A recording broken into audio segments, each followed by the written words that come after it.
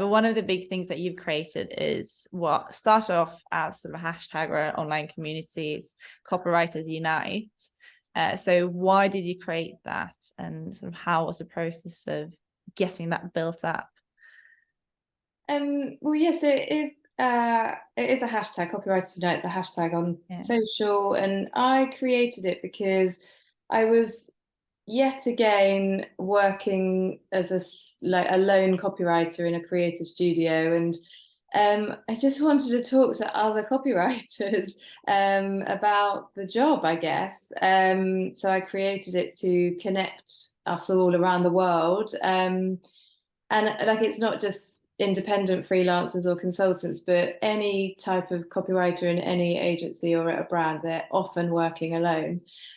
So it became a place on social for copywriters to talk to each other about things like where an apostrophe should go, or to share advice or work and jobs. And I never, like with anything I've ever created, I've never had like an agenda. There's never been like, oh, how can I make it big, or how can I make it grow? These things have just happened, and I guess it's because they didn't exist before, and it's a sign of needing to have existed before.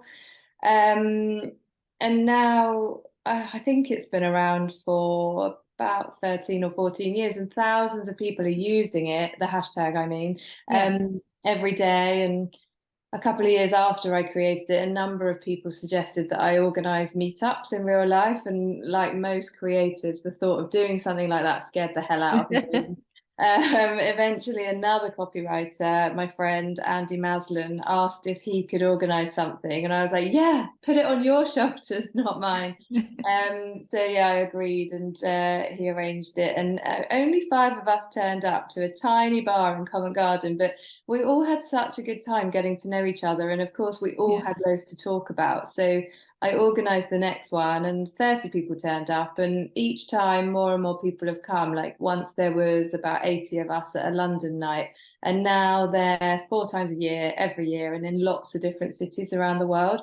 And I think probably 5 people only came to the first one because, like me, they were like, what's this going to be? How's it going to work? And maybe after the 5 of us all went back on Twitter and were like, that was fun, other people felt braver about coming, because it's nerve-wracking to turn up to something when you don't know anyone, and you're probably coming by yourself.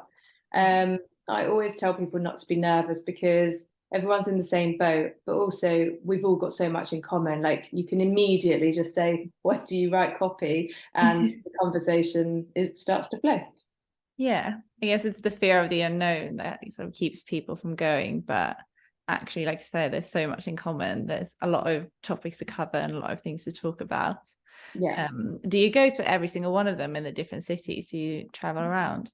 No, I wish I could go to them in the different cities. I once managed to coordinate all of them. I think they were in 4 or 5 different cities on the same night, and someone did think I was going to all of them. And I was like, well, do you think I've got a helicopter? That would be amazing. But no, I go to the London ones. I did used to go to all of them, and then when COVID hit, I sort of held back a bit for obvious reasons. And as they've started up, I haven't made it to all of them. But also, I want people to go whether I'm there or not. Because that's what they do in other cities. They know I'm not going to be there. So I want them to like live on their own. There are plenty of other people that could sort of take over, and I like giving other people the chance to host them. Yeah, that's exciting. Yeah, it's great. I love it. Yeah, is there other people who are in this industry that aren't copywriters but just love copy that come as well?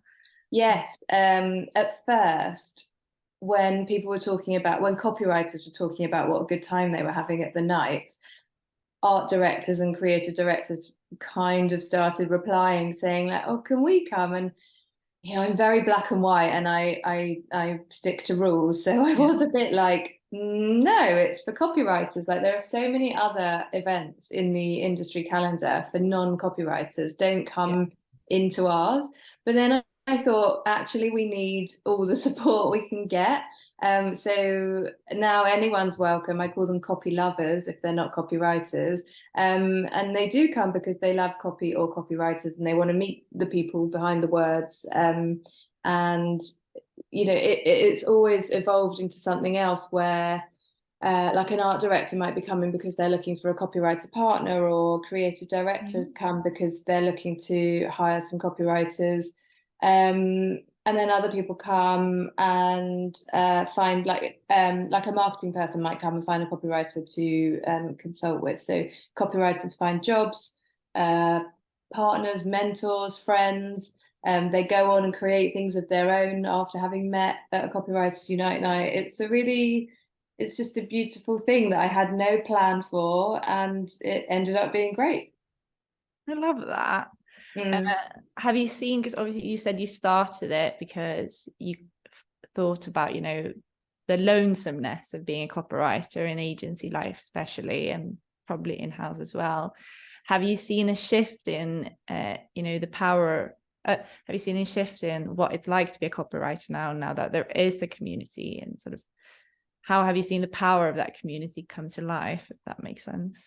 Yeah, I see. Well, it's on social media all day, every day. Just people, I keep saying people, I mean copywriters. Yeah. Copywriters finding each other, connecting with each other, supporting each other, sharing jobs, sharing advice. I saw someone tweet just this morning that he had two calls with potential new clients, and it was as a result of having this community of people to spread the word about someone looking for work, or just generally offer support when, you know, things aren't going well. And that's really lovely. And I don't take any credit for that. That is on the people themselves. I think copywriters, like most creators, are just really empathetic and kind and want to see people do well. There's no well, not that I've noticed anyway, there's no sort of keeping jobs for themselves. There's a real community of collaboration and celebration and sharing, and that's nice. And then when there's a copy night on that I can't go to, I do often sit up in bed waiting for everyone to sort of tweet or post on their way home with photos and you know, saying what a great time they've had or who they've met. And I am proud of that. It's really nice that I have created something that has ended up being that. So I'll take ownership for starting something, but I won't take the credit or the ownership for how it's evolved, because that's what a community is, right? Everyone's responsible. Exactly. It's a co-creation of everyone that's in it, really. Yeah, I just found them a way to find each other. Yeah, you just set the spark.